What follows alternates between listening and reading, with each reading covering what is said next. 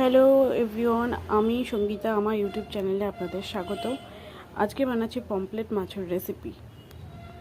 প্রথমে মাছটাকে নুন, হলুদ আর লঙ্কার গুঁড়ো দিয়ে মাখিয়ে নিচ্ছি। ভালো করে মাখিয়ে নেবার পরে দেখছো আমার মাখাতে একটু অসুবিধা হচ্ছে এক হাতে, তাই আমি ক্যামেরাটা অফ করে আবার ভালো করে নুন হলুদটা মাখিয়ে নিয়েছি মাছে। নুন হলুদটা ভালো করে মাখিয়ে কড়াই তেল গরম করে মাছগুলো ছেড়ে দিচ্ছি। আগে থেকে মাখিয়ে রাখা নুন হলুদ দিয়ে মাছগুলো ছেড়ে দিয়ে এদিকে মাছ ভাজা হতে ছেড়ে দিয়ে আমি এখানে মশলাগুলো বেটে নিচ্ছি।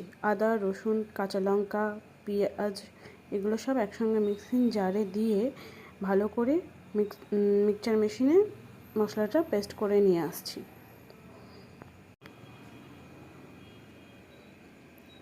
আমি আদা, রসুন, কাঁচা লঙ্কা, টমেটো ভালো করে পেস্ট করে নিয়ে আসবার পর কড়াই থেকে মাছটা তুলে নিলাম। কড়াই থেকে মাছটা তুলে নেবার পর কড়াইতে আরেকটু তেল দিয়ে কালো জিরে ফোড়ন দিয়ে দিচ্ছি কড়াইতে। বুঝতেই পারছো আমি প্রথম ভিডিও দিচ্ছি, আশা করি আপনাদের ভালো লাগবে।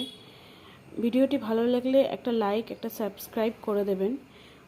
কালো জিরেগুলো দেওয়ার পর আমি পেঁয়াজ ফোড়নে দিয়ে দিচ্ছি। কুচিয়ে রাখা পেঁয়াজগুলো দিয়ে দেব। আগে থেকে কুচিয়ে রাখা পেঁয়াজগুলো দিয়ে দেওয়ার পর একটু নেড়েচেড়ে ভাজা হতে দেব।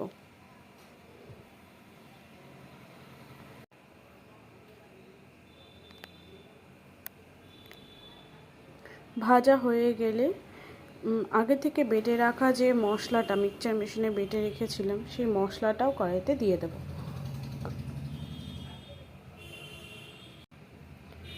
মশলাটা দিয়ে একটু নাড়াচাড়া করে নেব।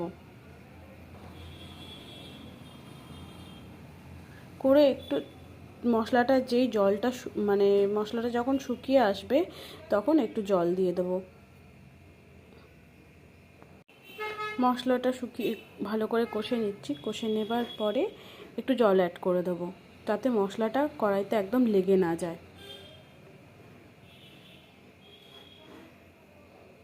দিয়ে একটু নেড়ে চেড়ে নেব। তারপরে গুঁড়ো মশলাগুলো দিয়ে দেবো এক এক করে। হলুদ গুঁড়ো,